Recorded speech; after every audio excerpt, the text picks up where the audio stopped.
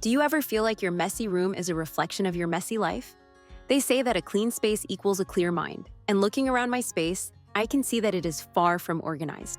The messy sheets are a result of my tossing and turning, my desk with the pile of papers that I will eventually get around to sorting. Eventually. And yes, the iconic chair of clothes that never made it to my wardrobe. Did you know studies show that clutter can raise cortisol levels, which is your stress hormone? That means your messy room could be contributing to feeling stressed and anxious. It's crazy how much our environment impacts our mood and productivity. And honestly, I can feel it in my space. But today I'm going to change that. They say starting small leads to big changes. Seriously, I just watched a motivational video on YouTube about how making your bed can change your life. Can you believe it? Welcome to Season 1, Episode 1 of the Adulting Diaries, where I am cleaning my bed, my room, and maybe even my life. This week's task, clean my space. A task that I have been procrastinating forever, but today, I'm going to finally get it together.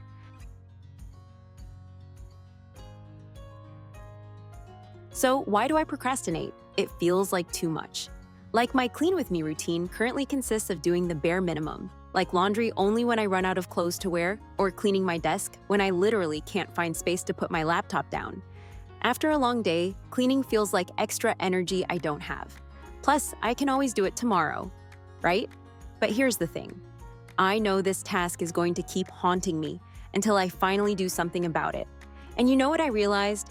I need to break this down into ridiculously simple steps.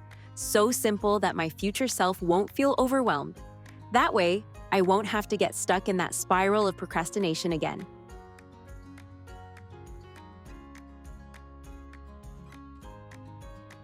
Step 1. Make my bed every morning as soon as I get out of it. It sounds simple, right? But let me tell you, there's actually some psychology behind it. Making your bed first thing in the morning can increase your productivity and help you feel more accomplished.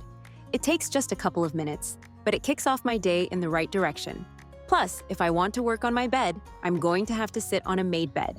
And let's be real, it's way less cozy than snuggling in the sheets.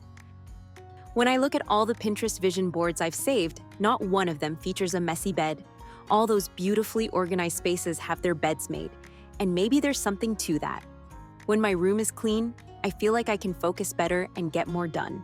It's like the clutter in my space is directly connected to the clutter in my mind and how I'm feeling.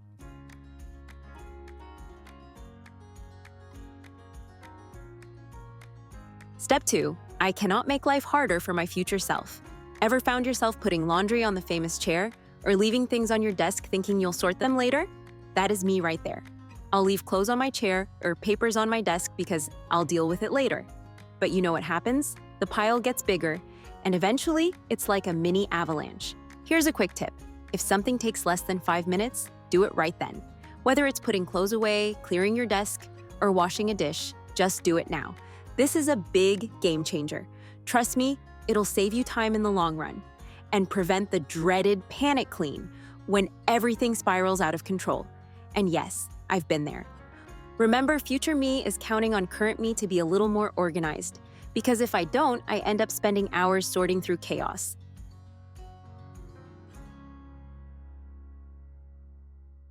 Okay, step 3 is where the magic happens, making a dent in the mess. There are 2 options here. Option 1, the panic cleaning, where I scramble to fix everything in a huge, exhausting cleanup session. Option 2, my preferred option, setting aside just 15 minutes every day to tackle the mess. That's right, just 15 minutes.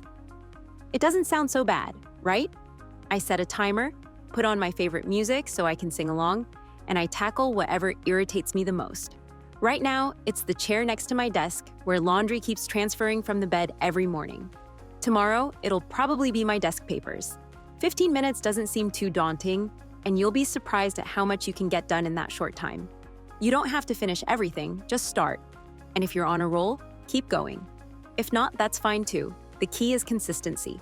Doing something every day adds up faster than you think.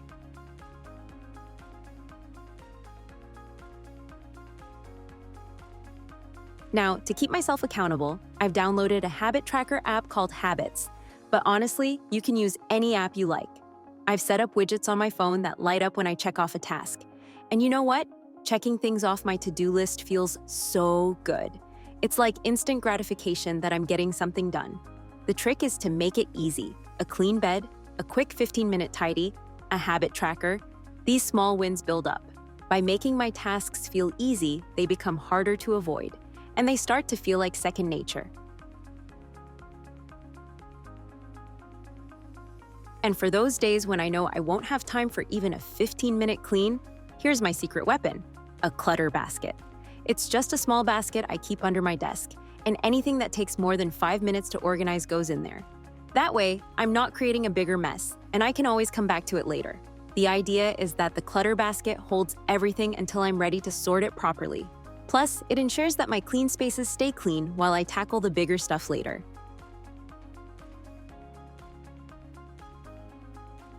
So that's my plan for cleaning my space. A few simple steps that I can realistically stick to. And let's be honest, progress is progress, even if it's just one thing put away today. It doesn't have to be perfect, but it can be consistent. If I take 15 minutes a day, I'll be able to manage the mess without it feeling overwhelming.